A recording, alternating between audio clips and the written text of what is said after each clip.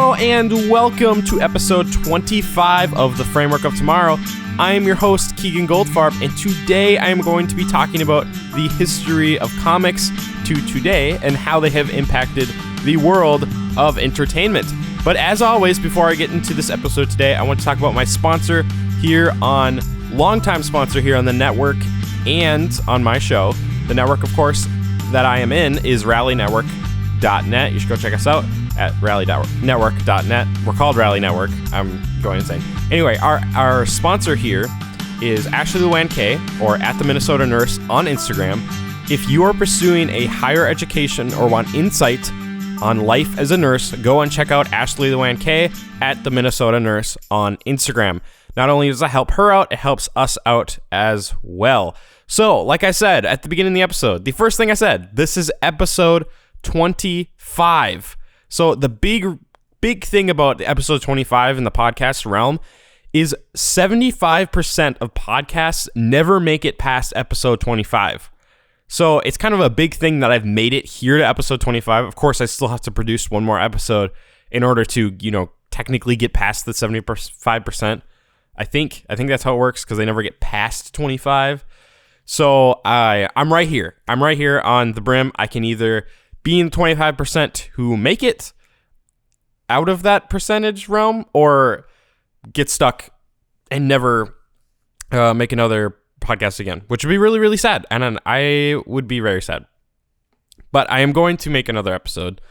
I'm thinking of some ideas for next episode 26, for next Monday. But if you have anything you want me to talk about and that I see before I record that episode, please go check me out on Instagram at the Framework of Tomorrow, and you can DM me or you can email me as well at theframeworkoftomorrow@gmail.com. Please go and do that. Also, another fantastic announcement. I hit 500 overall downloads, and I will be doing a giveaway on my Instagram. So you should go check out my Instagram and DM me any ideas you have or topics you want me to talk about. But the big thing is I'm doing a giveaway on my Instagram now. I still have yet to make that post on what exactly that is. It's going to be a gift card to something. Maybe I'll just do, hey, $10, $15 anywhere you want. You just DM me and I will give you a gift card for that place. So yes, go definitely follow me on Instagram and be on the lookout for that post, because then you can have the chance to get a gift card, which is exciting because that's free money. You should do it. It's amazing. So today, like I said, I'm going to be talking about the history of comics. I love comics personally. I actually got into it when I went into college, and there was a comic shop down the street, and I've always loved like Batman and Superman, stuff like that, and Spider-Man. And this comic shop, I was like, I kind of always wanted to read the comics, but I didn't know where to go. And this comic shop kind of provided that. So I love comics personally. So way back, we're going to start way back. Of course, there were comics before the 20s, but we're going to start in the 20s because that's kind of when stuff started picking up about them. So before the 20s, typically comic books were strictly found in magazines, and they were just strips. They didn't have covers. They weren't like comic books, like specific ones like Batman, the Red Hood, or like they didn't have specific necessarily themes to them. They were just strips, and they were in magazines. But in 1929, the first release of the first standalone comic was called The Funnies, #1. I believe the producer was called Dell, if I'm pretty sure I'm correct about that. After this comic came out, it became basically a guide to all future comic creators after that point. And yes, I know this episode, by the way, is a little bit on the nerdy side, but it's interesting, I promise. Sadly, a lot of the comics from the 20s and before that never really survived, other than Popeye, Tarzan, and Buck Rogers. I'm sure you know what Popeye is if you don't know what the other ones are. So then moving into the 30s, so after 1929, and the big boom of the standalone comics being kind of created, the golden age of comics begins in the 30s.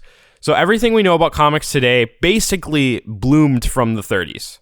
So the National Allied Publications, which would later become DC, was published in 1935 and was the first comic that contained all new material. This title would later see the first appearances of such characters of Dr. Fate, the Spectre, Green Arrow, Aquaman, and Superboy, and more. New More. I guess I'll explain that later. Fun was the very New More Fun was the very first DC comic and set in motion the comics industry that we know today. In the year 1938 and 1939, we see two of the most important characters that come into the comic realm, which of course is Batman and Superman. And in this time period, Batman and Superman were the only icons to cross all cultural, ethnic, and social divides to be instantly recognizable. So basically, all over the world, everyone knew who Batman and Superman was. And that's kind of cool to see, because that's like a connection between cultures. And I don't know. I think that's super sweet. So moving into the 40s, of course, one of the major things that happens in the 40s was World War II. But this actually had a positive effect on comic book industry. So nearly 30% of all of the reading material that was produced was sent to deployed soldiers were comic books. 30% of reading material were comic books to these soldiers, because the soldiers would be over there, and of course they want something to help them escape and kind of cope with the situation that they're in, and comic books kind of they created that I guess that for them. So that was really, really cool. A notable character, which doesn't surprise me, that came from this era was Captain America. But something I did not know, and I'm sure you didn't know either, by the end of the 40s, Captain America was basically like a dead series, and nobody really bought it. They stopped really writing it, creating it. But the revival of the character came back during the 60s. So moving on to the 50s, this is when the Silver Age of comics begins. And it does not start great. It does not start great. That is why it's the turn to the Silver Age, because the ages are changing because of a significant event. So all comics are under attack during this era because there's claims that it is making children violent and should be censored. Have you heard that before? I'm sure you've heard that before, because they tried doing this with video games. They like 10 years ago. I mean, it's probably happened a longer time than that, and they still kind of try to do it today, but not as much as they used to. But it's very similar to that. So what came out of the 50s was the Comics Code Authority, the CCA. It is born and evaluates every new comic to come onto the market, which is actually pretty much forgotten about today. The CCA does not exist today. It was kind of forgotten. They kind of held this code for a while, but then people realized, they're like, okay, we can have other things, and it doesn't actually make kids violent, you know? So some of the only comics that were actually produced during this time were Batman, Superman, and Wonder Woman. But, however, it wasn't a total, complete loss of new content, because what also came out of this era was the birth of Flash, Green Lantern, and the Atom. I'm sure you can hear my dog barking in the background. I'm sorry about that. So, and then moving on to the 1960s. The 60s brought along a massive growth for comics, with comic conventions coming back, starting up again, and Atlas Comics ended up rebranding to Marvel Comics, and you see the birth of Spider-Man, Fantastic Four, the Avengers, and Hulk. Of course, Atlas Comics, before this, was creating stuff, and yes, but the 60s was really when Atlas Comics kind of rebranded over to Marvel Comics. That's what we know them as today. The two superpowers, of course, are Marvel and DC. There are others as well. So moving on to the 60s, the Bronze Age begins. The Bronze Age comes around, and Marvel actually passes up DC during this time period in the 70s, because DC kind of started slacking because they were on top for so long. And now Marvel's kind of like, okay, we're going to take that over.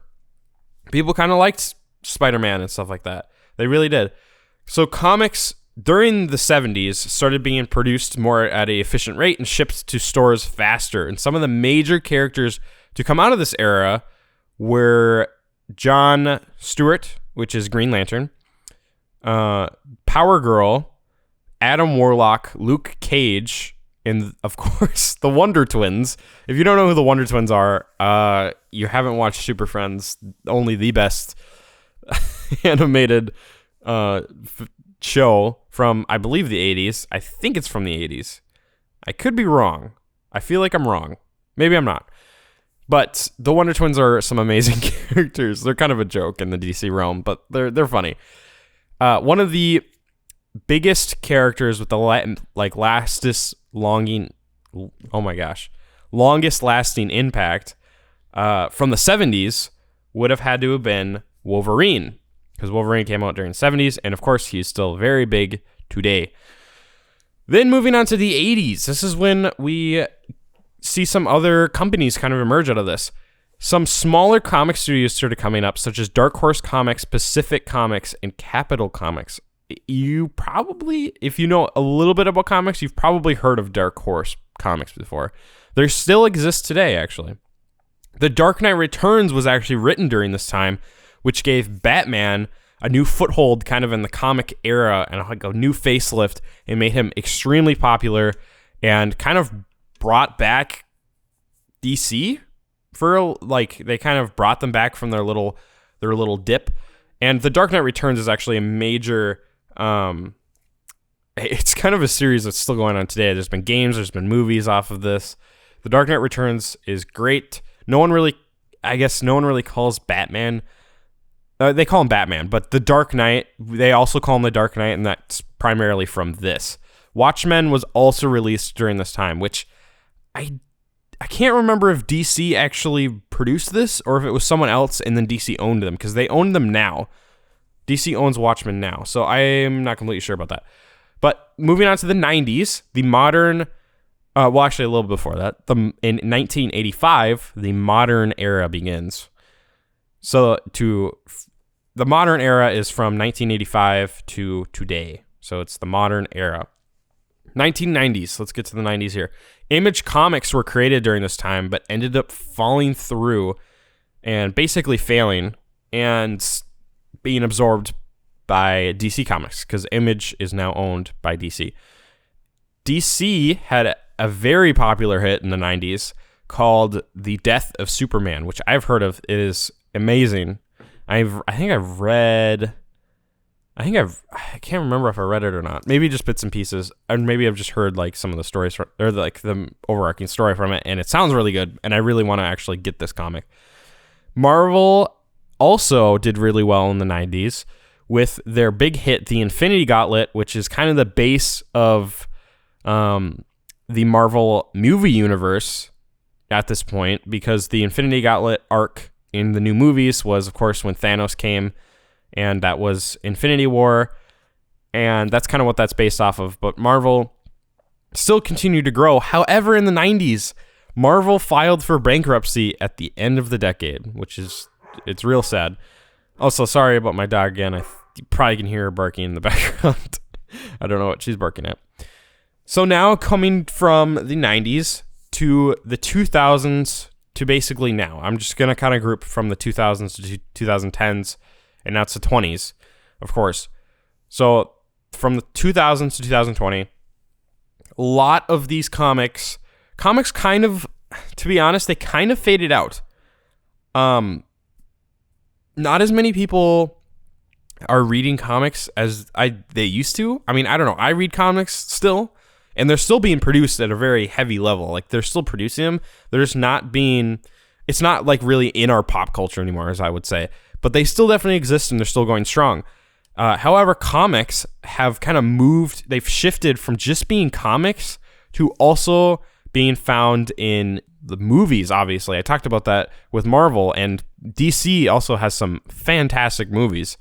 Obviously, I can't say that. I love DC. DC, if I had to say which one I like better, over DC and Marvel, DC's better. However, I have to say Marvel does produce better movies.